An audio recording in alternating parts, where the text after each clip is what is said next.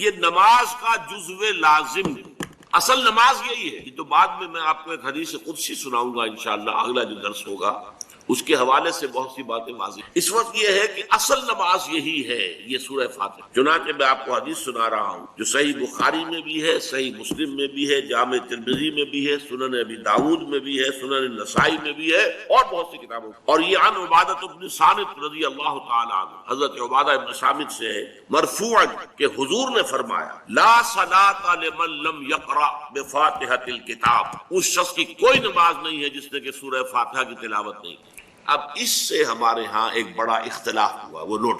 ایک رائے یہ ہے آپ اگر علیحدہ نماز پڑھ رہے ہیں تو ظاہر بات ہے کہ آپ کو ہر رکعت میں خود پڑھنی ہی پڑھنی ہے سورہ فاتحہ. جب باجماعت پڑھ رہے ہیں اب کیا شک، امام پڑھ رہا ہے سورہ فاتحہ تو کیا مقتدی کو بھی پڑھنی چاہیے. اس حدیث میں جو الفاظ کی شدت ہے اس کی بنا پر رجحان یہ ہوتا ہے کہ یقیناً اس صورت میں ہر شخص کو لا صلاۃ لمن لم یقرأ بفاتحۃ الکتاب، جس نے کہ فاتحہ کی تلاوت نہیں کی، قرات نہیں کی، اس کی کوئی نماز ہی نہیں. تو یہ موقف ہے امام شافعی کا، یہی مسلک ہے ہمارے اہل حدیث بھائیوں کا کہ آپ چاہے اکیلے نماز پڑھ رہے ہو، چاہے امام پیچھے پڑھ رہے ہو، اور چاہے امام جو ہے وہ جہری رکعت پڑھا رہا ہے اور چاہے سری رکعت پڑھا رہا. خاموشی والی رکعت سورہ، آپ کو معلوم ہے کہ نماز جو ظہر اور عصر کی ہے تو چاروں رکعتیں جو ہے وہ سری ہیں. مغرب کے اندر آ کر دو جہری ہیں ایک سری ہے، عشاء میں آ کر دو جہری ہیں دو سری ہیں، سورہ اور نماز فجر کے اندر دونوں جو ہیں وہ جہری ہیں. تو چاہے جہری ہو چاہے سری ہو، آپ کو بھی لازماً جو مقتدی ہے اسے بھی سورہ فاتحہ پڑھنی ہوگی. اب اس کے لیے انہوں نے یہ طریقہ جو ہے تلقین کیا ہے کہ امام تیزی سے نہ پڑھے، رک رک کر الحمدللہ رب العالمین، اس کے بعد اتنا وقفہ دے دے کہ جو مقتدی ہے وہ بھی کہہ لے اپنے دل میں یا اب پڑھ لے الحمدللہ رب العالمین الرحمن الرحیم. تو یہ رک رک کر پڑھنا، خاص طور پر اگر آپ کو موقع ہوا ہو کسی اہل حدیث امام کی امامت میں نماز ادا کرنے کا، تو آپ دیکھیں گے کہ بڑا فرق ہمارے جو حنفی امام الحمدللہ رب العالمین الرحمن الرحیم مالک یوم الدین ایاک نعبد و ایاک نستعین، چار آیتیں جو ہے وہ بھی ایک سانس میں پڑھ جائیں گے. لیکن یہ کہ عام طور پر جو اہل حدیث حضرات ہیں وہ رک رک کر ٹھہر ٹھہر کر پڑھتے، ترتیل کے انداز میں پڑھتے. یا پھر دوسری شکل انہوں نے ایک اور، یہ آپ سعودی عرب میں جب کبھی نماز پڑھیں گے اور آپ پڑھی ہو آپ نے تو وہاں آپ دیکھیں گے کہ امام جو ہے وہ سورہ فاتحہ پڑھنے کے بعد کوئی ایک منٹ جو ہے خاموش، تاکہ آپ اب جو مقتدی ہیں وہ اس وقفے میں وہ اب سورہ فاتحہ پڑھ، پھر وہ قرات کرے گا، کوئی اور آیات اس نے شامل کرنی ہے تو بعد میں شروع کرے گا، درمیان میں وقت. لیکن ایک مسلک یہ ہے، اور یہ مسلک جو ہے یہ در حقیقت قرآن مجید کی ایک آیت کے اوپر سورہ اعراف کے آخر میں فرمایا گیا وَإِذَا قُرِئَ الْقُرْآنُ فَاسْتَمِعُوا لَهُ وَأَنصِتُوا، جب قرآن پڑھا جا رہا ہو تو توجہ سے اسے سنو، خود خاموش رہو. اب یہ قرآن مجید کی آیت ہے. اس کے بنا پر ایک رائے یہ ہے کہ آپ امام کے پیچھے سورہ فاتحہ نہیں پڑھیں، پڑھا جا رہا ہے سنو، خود خاموش رہو. اور اس کے لیے وہ دلیل دیتے ہیں کہ یہ شکل ایک وفد کی سی، جیسے کسی بڑی شخصیت کے پاس اگر آپ کا کوئی وفد جاتا ہے، 8-10 افراد ہیں، ان میں اسپوکس مین ایک ہوتا ہے، وہ بات کرتا ہے، باقی سب لوگ موجود رہتے ہیں سنتے ہیں. اسی طریقے سے امام جو ہے وہ گویا کہ آپ کا نمائندہ ہے اور وہ پڑھ رہا ہے الحمدللہ رب العالمین الرحمن الرحیم مالک یوم الدین. تو امام کی قرات ہی آپ کی بھی قرات، گویا کہ اس آیت سے اس حدیث سے اختلاف نہیں ہے، اس کی تعبیر سے اختلاف ہے کہ امام کا قرات کر لینا در حقیقت مقتدیوں کی طرف سے بھی قرات. اس میں جو حنفی مسلک ہے وہ بہت سخت، اور وہ یہ ہے کہ چاہے سری نماز ہو اور چاہے جہری ہو، ہر کسی بھی حالت میں مقتدی جو ہے وہ سورہ فاتحہ نہیں پڑھے. اب اس میں ذرا سا سوال پیدا ہوتا ہے کہ جہری رکعت میں تو اس آیت کا اطلاق ہو جائے گا کہ وَإِذَا قُرِئَ الْقُرْآنُ فَاسْتَمِعُوا لَهُ وَأَنصِتُوا، سری میں تو اس آیت کا اطلاق نہیں ہوتا. بہرحال یہ مسلک ہے امام شافعی کا، ایک انتہا پر ہے، ہر صورت میں سری ہو یا جہری ہو آپ کو پڑھنی ہی پڑھنی ہے. اور امام ابو حنیفہ دوسری انتہا پر ہے کہ چاہے سری ہو چاہے جہری ہو کسی شکل میں. امام مالک کا مسلک ہے درمیان، اور میں اس میں کوئی جھجک محسوس نہیں کرتا کہ میں آپ کے سامنے عرض کر دوں کہ میں اس پر عمل پیرا ہوں. وہ کیا ہے؟ جہری نماز میں خاموش رہو اور سنو. اس آیت کا اطلاق ہو جائے گا جب بلند آواز سے پڑھ رہا ہے امام تو پوری توجہ فاستمعوا له، اپنی پوری توجہ کو اس کے سننے کے اوپر مرکوز کر دو اور خود خاموش. سری رکعت میں البتہ جبکہ وہ بھی خاموشی سے پڑھ رہا ہے آپ بھی. بہرحال ان چیزوں میں میں نے یہ سب کچھ بیان کیا ہے تو اس سے جو میرا مقصود ہے وہ یہ ہے کہ معلوم ہو جائے کہ اس میں کوئی بڑی بنیادی بات نہ یہ کہ جو حنفی ہیں وہ اس حدیث کا انکار کرتے ہوں کہ لا صلاۃ لمن لم یقرأ بفاتحۃ الکتاب، کیسے وہ انکار کریں گے؟ اور نہ ہی کوئی جو حنبلی ہے یا اہل حدیث ہے وہ قرآن کی اس آیت کا اختلاف سے جو ہے وہ اختلاف کر سکتا ہے کہ اذا قرئ القرآن فاستمعوا له وانصتوا، لیکن یہ کہ اس کے پھر اس سے جو احکام کا استنباط ہے اس میں اختلاف ہو جاتا ہے، تو اس کو نہیں سمجھنا چاہیے کہ یہ کوئی بہت بڑی اہمیت والی بات ہے۔ اس سے پہلے میں عرض کر چکا ہوں کہ اب میری عمر بھی کافی ہو چکی ہے، قمری حساب سے 68 برس مکمل ہو چکے ہیں، اور مختلف قسم کے عوارض بھی مجھے لاحق ہیں، اور بہت سے احباب نے اور رفقا نے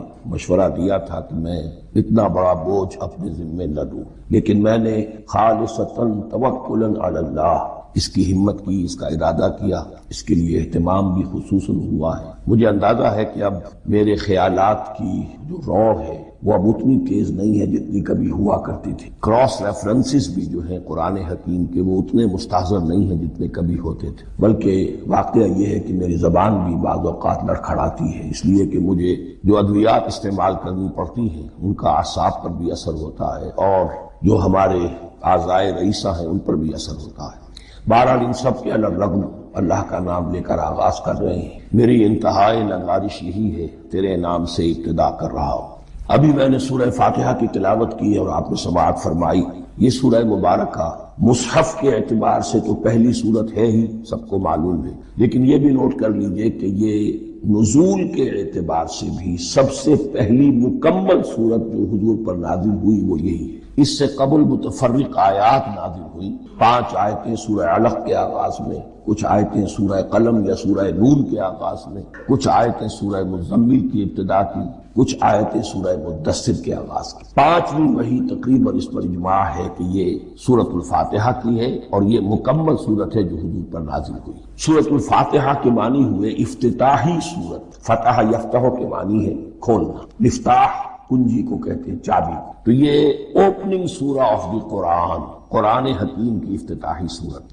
ویسے جیسا کہ میں تعارف قرآن کے ضمن میں عرض کر چکا ہوں، عربوں کا یہ مزاج تھا کہ جس چیز سے انہیں خصوصی محبت ہوتی تھی اس کے بہت سے نام رکھتے، اس کے بھی بہت سے نام۔ سورۃ الفاتحہ سب سے عام ہے، لیکن الکافیہ، الشافیہ، ام القرآن، اساس القرآن، کم سے کم یہ 4 نام تو میں سمجھتا ہوں کہ ہر مسلمان کو مزید معلوم ہونے چاہیے، اور بھی بہت سے۔ اس سورہ مبارکہ کی بالاتفاق بالاجماع 7 آیتیں، اگرچہ ان کی ترتیب میں کچھ اختلاف ہے۔ ایک رائے، یہ رائے امام شافعی کی بھی ہے اور بصرہ کے جو قراء تھے ان کی بھی، کہ آیت بسم اللہ بھی سورہ فاتحہ میں شامل ہے، اس کا جز وہ اس کو شامل کر کے پھر 7 آیتیں بناتے ہیں، تو آخری جنہیں ہم 2 آیتیں سمجھتے ہیں، صراط الذین انعمت علیہم غیر المغضوب علیہم ولا الضالین، وہ ان کے نزدیک ایک آیت، تو گویا کہ نتیجہ یہ نکلا کہ آیتوں کی تعداد 7 ہے۔ امام ابو حنیفہ رحمۃ اللہ علیہ کا موقف اور کوفے کے جو قراء تھے ان کا بھی موقف یہ ہے کہ آیت بسم اللہ نہ سورہ فاتحہ کا جز ہے نہ کسی اور سورت کا جز، سوائے ایک مقام پر جہاں حضرت سلیمان علیہ السلام کا خط جو ہے نقل ہوا ہے، جو انہوں نے ملکہ سبا کو لکھا تھا، انہ من سلیمان و انہ بسم اللہ الرحمن الرحیم، تو قرآن کے متن میں صرف اسی جگہ پر یہ آیت شامل سمجھتے ہیں، باقی یہ صرف علامت کے طور پر کہ یہاں سے ایک نئی سورت شروع ہو رہی ہے درج کی گئی ہے۔ اس سورہ مبارکہ کو الصلاح قرار دیا گیا ایک حدیث میں، اس کا جو اسلوب ہے وہ دعا کا ہے، اور دعا کے ساتھ اس کی جو مناسبت ہے، اور پھر اسی کی وجہ سے ہماری نماز کا یہ جزو لا ینفک بنا، بلکہ ایک حدیث تو میں آپ کو سناؤں گا، اس میں اسی کو نماز قرار دیا گیا، الصلاح یہی ہے۔ ویسے وہ حدیث مبارک موجود ہے، من لم یقرأ بفاتحۃ الکتاب لا صلاۃ لمن لم یقرأ بفاتحۃ الکتاب، جو شخص سورہ فاتحہ کی تلاوت نہیں کرتا اس کی کوئی نماز نہیں۔ اس کے حوالے سے بھی ہمارے ہاں 2 مسلک ہے، ذکر صرف اس لیے کر رہا ہوں کہ آپ کے علم میں ہو، ان میں کوئی بنیادی فرق نہیں ہے، کسی بھی ایک رائے کا انسان قائل اور حامل ہو سکتا ہے بغیر اس کے کہ دوسرے کو بالکل غلط قرار دے، بلکہ یہ کہ اس کے لیے بھی گنجائش اپنے ذہن میں اور اپنے دل میں رکھے۔ تو ایک رائے یہ ہے کہ یہ کیا عرض کر کے بھول گیا ہوں، جی، اور دوسری آیت یہ ہے کہ اس کا حصہ نہیں ہے۔ اسی اعتبار سے یہ کہ یہ سورہ مبارکہ نماز میں پڑھی جانی ضروری ہے، لا صلاۃ لمن لم یقرأ بفاتحۃ الکتاب۔ البتہ یہ اختلاف ہے، یہ بات جو میں ذکر کر رہا تھا جو ذہن سے نکل گئی، کہ آیا مقتدی جو ہے امام کے پیچھے کھڑا ہو کر جب نماز پڑھ رہا ہو تو کیا اس صورت میں بھی اس کے لیے لازم ہے کہ سورہ فاتحہ پڑھے؟ اس میں 2 رائے ہو گئی، بلکہ 3۔ ایک رائے انتہائی ہے اور وہ فقہ حنفی کی طرف منسوب ہے کہ اگر آپ امام کے پیچھے مقتدی کی حیثیت سے نماز پڑھ رہے ہیں تو کسی بھی رکعت میں آپ سورہ فاتحہ نہیں پڑھیں۔ ایک دوسری بالکل برعکس رائے ہے، وہ امام شافعی رحمۃ اللہ علیہ کی ہے کہ ہر حالت میں چاہے امام جہری رکعت پڑھا رہا ہو جس میں وہ بلند آواز سے سورہ فاتحہ پڑھ رہا ہو، اور چاہے وہ سری رکعت ہو، ہر حالت میں مقتدی کو بھی پڑھنا۔ ایک تیسری رائے بین ہے، وہ امام مالک کی ہے رحمۃ اللہ علیہ، کہ جو سری رکعت ہے اس میں کہ امام بھی خاموشی سے پڑھ رہا ہے، مقتدیوں کو بھی پڑھنی چاہیے۔ جو جہری رکعت ہے جس میں کہ امام بلند آواز سے پڑھ رہا ہے، اس میں مقتدیوں کو خاموش رہ کر پوری توجہ جو ہے سننے پر صرف کر دینی چاہیے۔ اذا قرئ القرآن فاستمعوا له وانصتوا، جب قرآن پڑھا جا رہا ہو تو پوری توجہ اس کے پڑھنے پر مرکوز کر دو اور خود خاموش رہو۔ میرے اپنی رائے میں یہ تیسری رائے سب سے زیادہ صائب ہے اور اس میں کسی طرح کی بھی کوئی پیچیدگی پیدا نہیں ہو۔ بہرحال اس سورہ مبارکہ کا جو اسلوب ہے میں نے عرض کیا دعائیہ ہے، البتہ قرآن مجید کے علم اور حکمت کے اعتبار سے، اس کے فلسفے کے اعتبار سے ایک بات سمجھ لینی چاہیے۔ قرآن کا فلسفہ یہ ہے کہ بنیادی ہدایت ہر انسان کے دل میں موجود ہے، بالقوہ، پوٹینشلی۔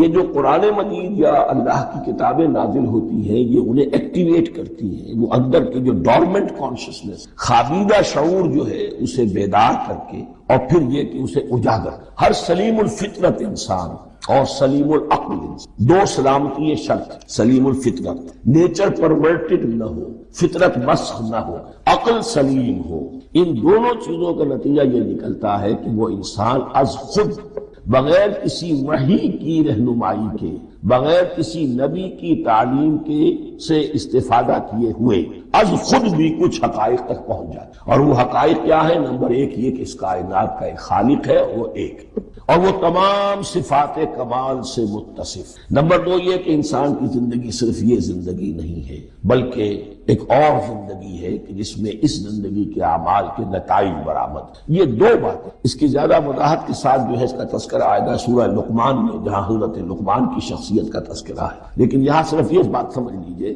کہ قرآن کا فلسفہ یہ ہے کہ ہر انسان میں، ہر فرد نوع بشر میں جو اپنی ولادت کے وقت مسلم ہوتا ہے، حضور کی حدیث ہے کل مولود یولد علی الفطرہ ابواہ یحودانہ او ینصرانہ او یمجسانہ، ہر بچہ نوع انسانی کا فطرت اسلام پر پیدا ہوتا ہے، وہ فطرت کے اندر وہ ہدایت نبیت ہے۔ اب اگر وہ فطرت بس نہیں ہوئی اور عقل جو ہے وہ صحیح رخ پر کام کر رہی ہے تو ان دو حقائق تک وہ انسان خود پہنچ جائے گا، لیکن ان دونوں حقائق تک پہنچنے کے بعد اب وہ دست بستہ دعا کرے گا کہ اے رب اب مزید ہدایت تو مجھے عطا۔ ایک تو یہ کہ میں کیا کروں کیا نہ کروں، میری عقل اس میں ٹھوکر کھا سکتا، میں کسی اچھی چیز کو بری سمجھ سکتا ہوں، کسی بری کو اچھی سمجھ سکتا ہوں، تو مجھے صحیح راستہ، صحیح راہ ہدایت پر چلا۔ یہ دعا ہے جو انسان کرتا ہے جبکہ وہ ایمان باللہ اور ایمان بالآخرہ تک خود پہنچ چکا اور یہ سمجھتا ہے کہ صحیح زندگی کا رخ یہی ہے کہ جس رب کو میں نے پہچانا ہے کہ وہ اس کائنات کا خالق ہے اور مالک ہے اور رب ہے، میں اس کی بندگی کروں، اس کی اطاعت کروں، اس کا حکم مانوں، اس کے راستے پر چلوں، لیکن وہ راستہ کون سا ہے؟ اس کے لیے پھر دست بدعا ہوتا ہے کہ پروردگار تو میری رہنمائی فرما۔ یہ مقام ہے کہ جہاں آپ سمجھ لیجئے اپنے آپ کو بھی آج اس جگہ پر تصور کرتے ہوئے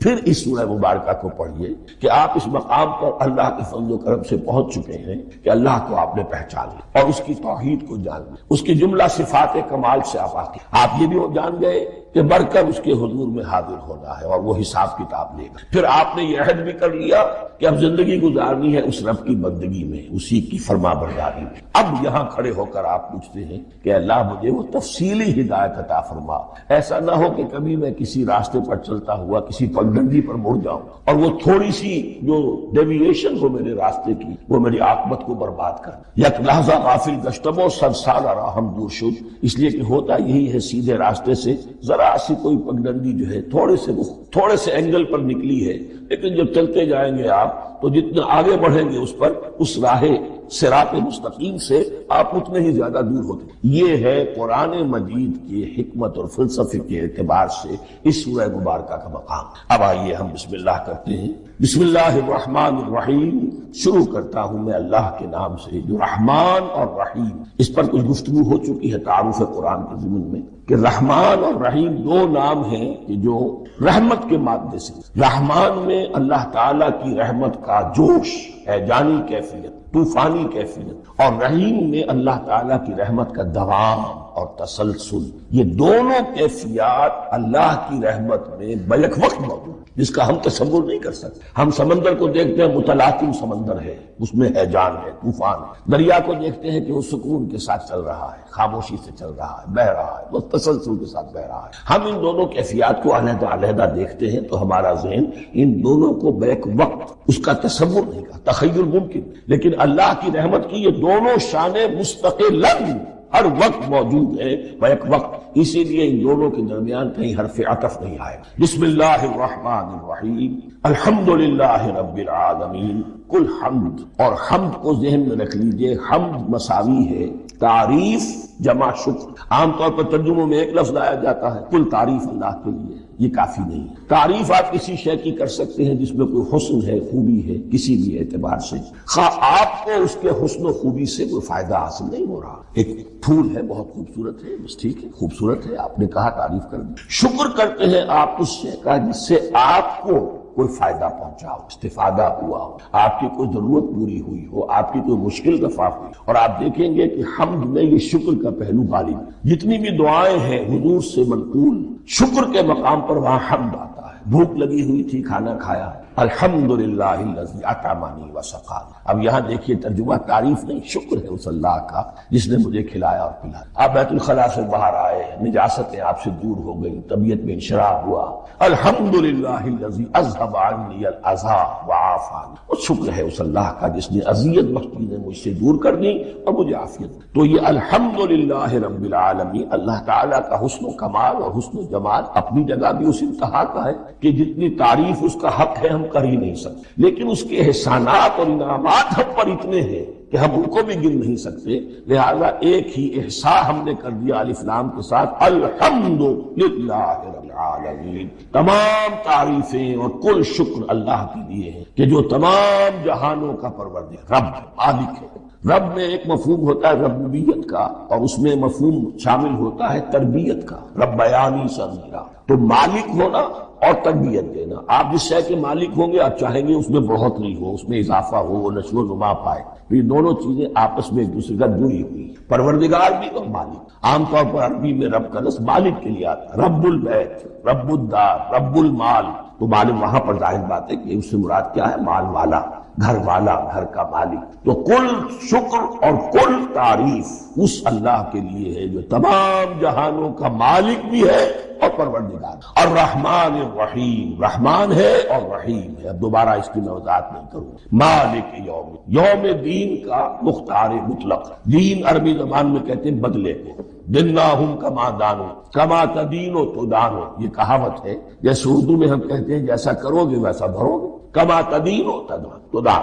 تو یہ ہے بدلہ، اس کا بنیادی مفہوم جو ہے وہ بدلہ ہے۔ تو بدلے کا ایک دن ہے جس دن فیصلہ ہوگا کہ کون کیا کما کر لایا ہے، اسے کیا بدلہ ملنا چاہیے۔ آیا اس کا برائیوں کا پلڑا بھاری ہے کہ اسے سزا ملنی چاہیے، یا اس کی حسنات اور نیکیوں کا پلڑا بھاری ہے کہ اسے جزا ملنی چاہیے، اس کا انعام اور اکرام کے ساتھ معاملہ کیا جانا چاہیے۔ وہ ایک دن ہے، اسے ہم یوم القیامہ کہتے ہیں۔ اور لیکن اصل بات جو یہاں کہی گئی، یعنی ایک جملے میں تین باتوں کا اعتراف ہو رہا ہے۔ بعث بعد الموت، ایک دن آئے گا کہ ہم مرنے کے بعد تمام انسان اٹھا لیے جائیں، پھر حساب کتاب، پھر اللہ کے ہاں حاضری ہوگی اور حساب۔ اور تیسرا یہ کہ اس حساب کتاب کے دن کا مختار مطلق اللہ، یعنی کسی اور کو اپنے ذہن میں سہارا بنا کر آپ زندگی گزاریں کہ وہ مجھے چھڑا لے گا، یا وہ ہستی جو ہے اتنی زوردار ہے کہ وہ مجھے بچا لے گی۔ اس سے اپنے دل کو، اپنے ذہن کو بالکل پاک کر لیجئے۔ مالک یوم الدین، ایک دوسری جگہ پر قرآن میں آیا ہے، اس روز کوئی پکارنے والا پکارے گا، لمن الملک اليوم للہ الواحد القہار، آج کے دن کس کا اختیار مطلق ہے؟ اور پھر کہا جائے گا اللہ کے لیے الواحد قہار جو پوری طرح چھایا بستولی، تو مالک یوم الدین جو جزا و سزا کے دن کا مالک۔ اب یہاں سے کلام ایک رخ بدل رہا ہے۔ ابھی تک تو یہ غائبانہ انداز میں کلام ہو رہا ہے، اللہ سے خطاب نہیں آیا اس میں ابھی۔ الحمدللہ رب العالمین الرحمن الرحیم مالک یوم الدین۔ اب خطاب ایاک نعبد و ایاک نستعین، ہم صرف تیری ہی بندگی کرتے ہیں اور کریں گے، اور ہم صرف تجھ ہی سے مدد مانگتے ہیں اور مانگیں گے۔ یہ ترجمہ میں کیوں کر رہا ہوں کہ یہ فعل مضارع ہے، عربی زبان میں فعل مضارع حال اور مستقبل دونوں کو کور کرتا ہے۔ ایاک کا جو ہے مفعول فاعلی جو ہے، مفعول جو ہے اس میں ضمیر مفعولی اسے پہلے لا کر حشر کا مضمون پیدا ہو گیا۔ ہم تیری بندگی کرتے ہیں نہیں، ہم تیری ہی بندگی کرتے ہیں اور کریں گے۔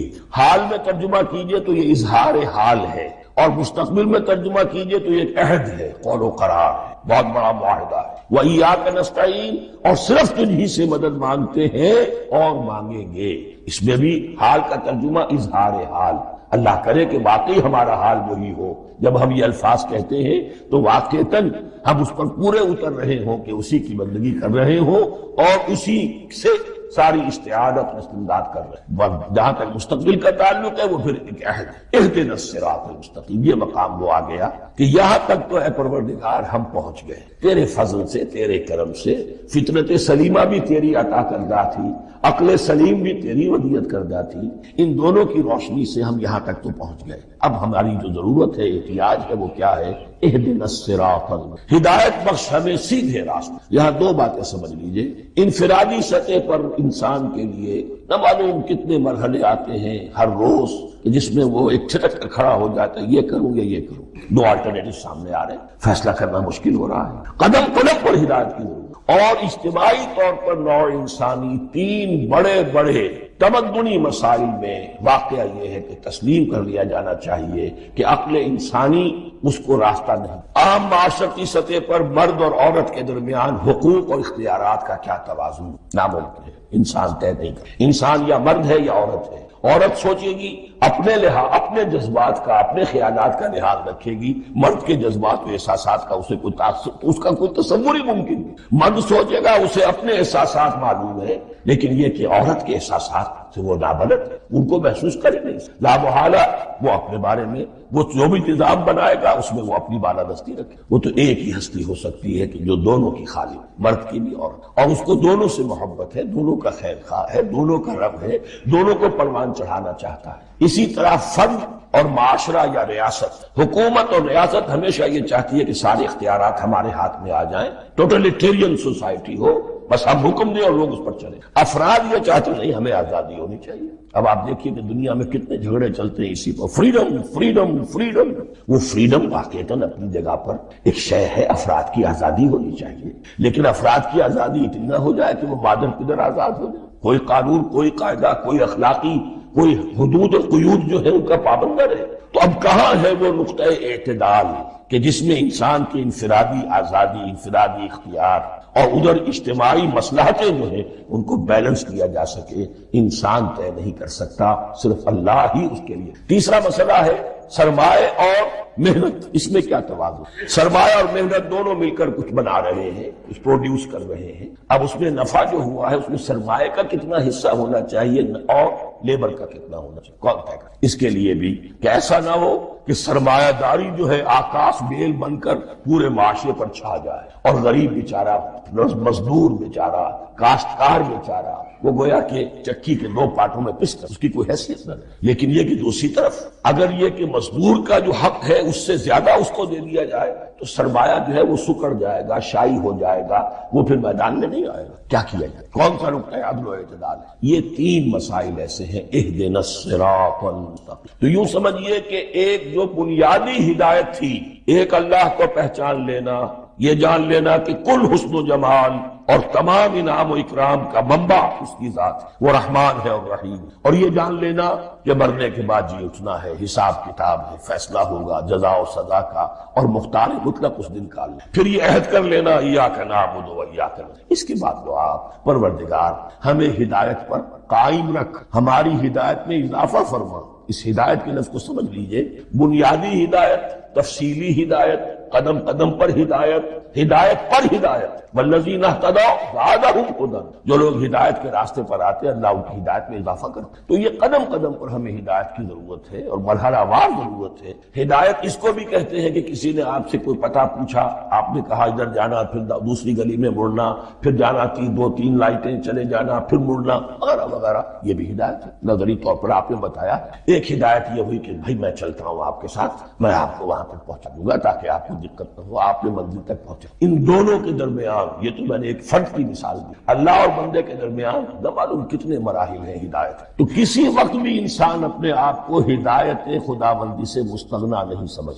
اور نہیں تو پروردگار جو ہدایت دی ہے اس پر ہدایت پر قائم رکھ۔ کیا پتہ شیطان کا کوئی حملہ، کیا پتہ ہمارے نفس کی کوئی شرارت کسی ایسے رخ پر ہمیں ڈال دے کہ اب تک کی ساری کمائی بھی ضائع ہو۔ لہذا یہ نہ سمجھیے کہ جب یہ ساری چیزیں ان کو معلوم تھی، وہ ان چیزوں کا تو اقرار کر رہے تو اب ہدایت کون سی مانگ رہے ہیں؟ تو ہدایت کا تو بڑا میدان کھلا ہوا ہے، اور اس ہدایت کی وہ جو میں نے آخری شکل آپ کو بتائی ہے کہ منزل مقصود تک پہنچا دے، یہ ہدایت بھی قرآن مجید میں اس معنی میں بھی لفظ آیا ہے کہ اہل جنت جب جنت میں داخل ہوں گے تو جو ترانہ حمد ان کی زبان پر اس وقت ہوگا وہ کیا ہے؟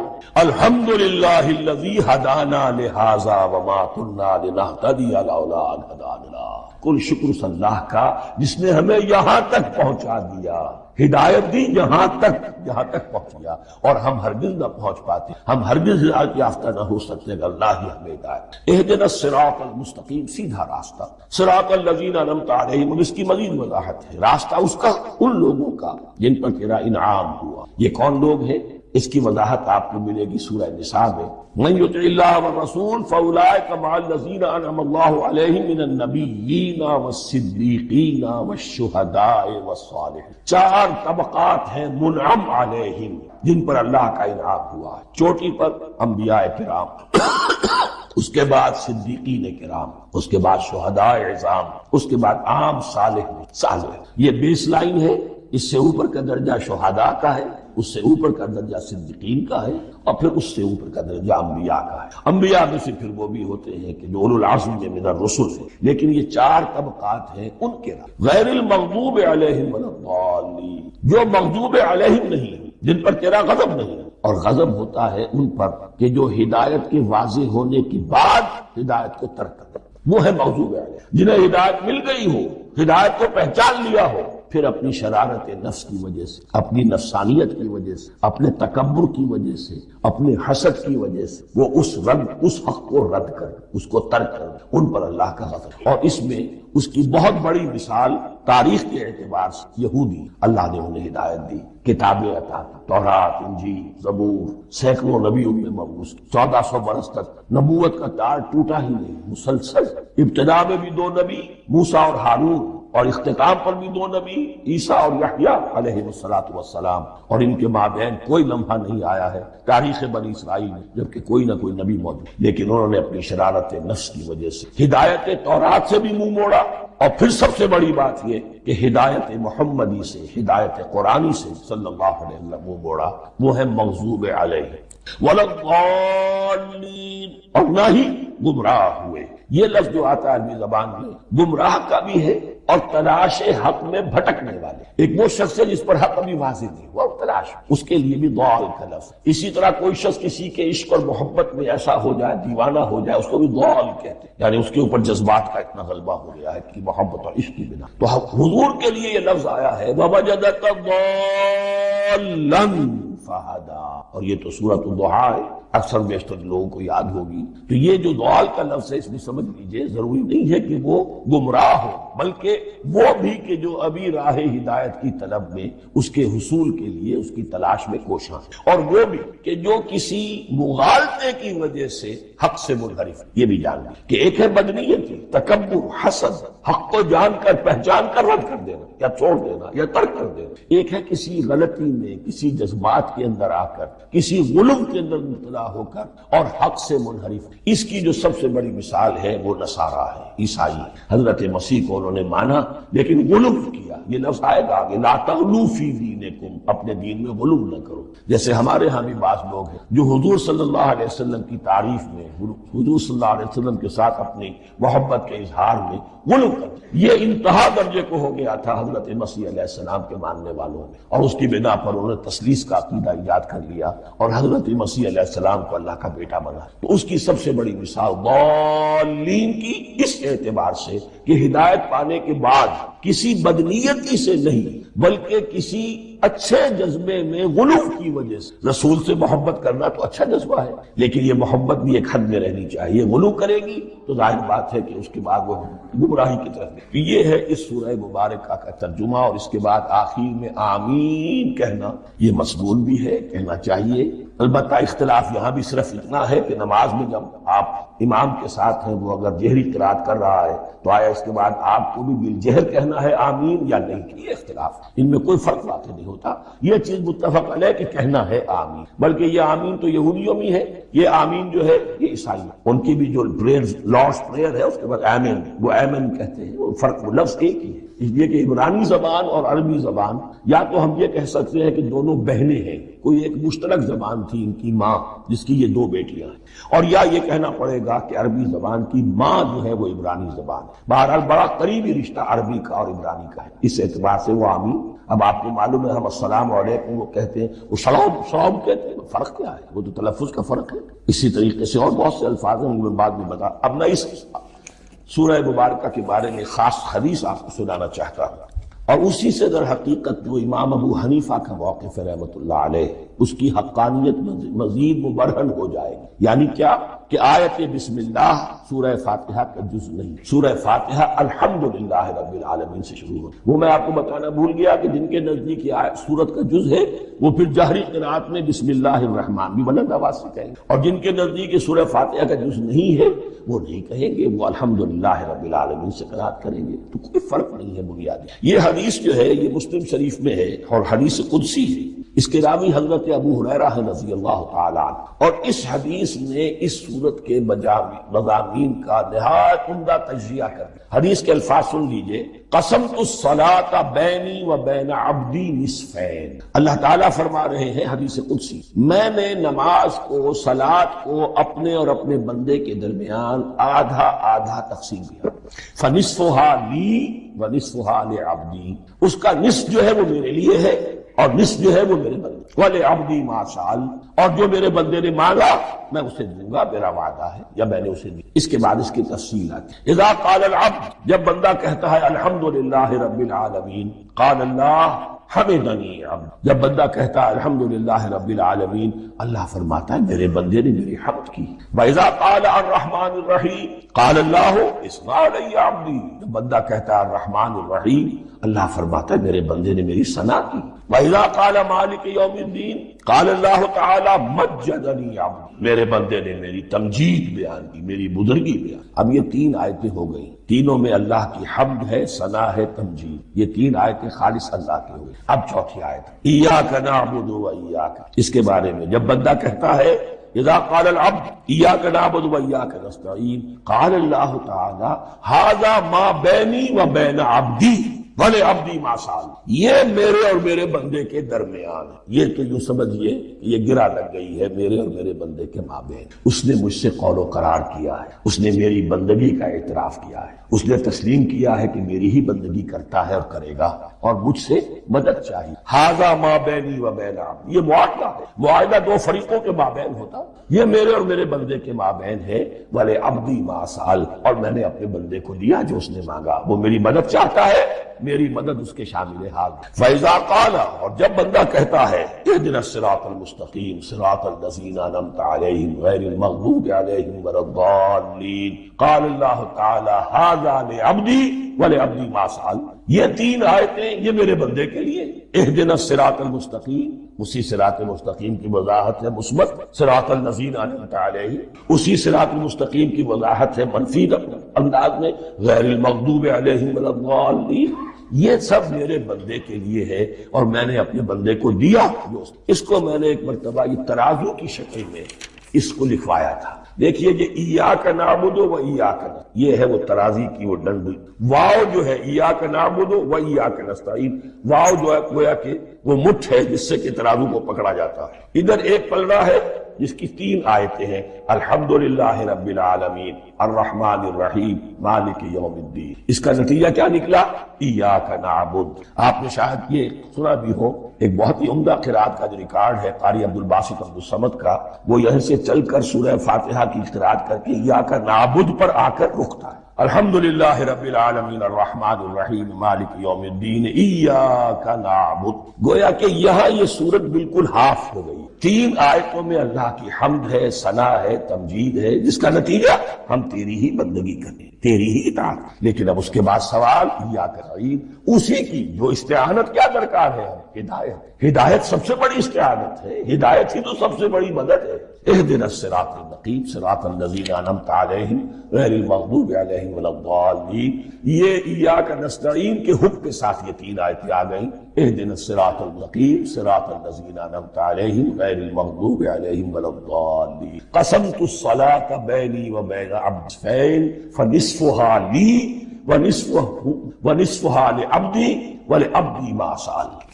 اللہ تعالیٰ اس سورہ فاتحہ کا جو اصل مفہوم ہے وہ بھی ہمارے ذہنوں پر، ہمارے شعور کی سطح پر اسے اجاگر کیے رکھے. ہمیں توفیق دے کہ جب بھی پڑھیں، جب بھی سنیں تو وہ کیفیت اگر ہو جائے. اس لیے کہ ایک حدیث ہے کہ الصلاۃ معراج المومنین، نماز تو اہل ایمان کے حق میں معراج کے درجے میں. اس حوالے سے ہم یہ سمجھ سکتے ہیں کہ کوئی وقت ایسا آ سکتا ہے کہ انسان کو واقعتاً، روح انسانی واقعتاً اللہ کے یہ جواب سنے.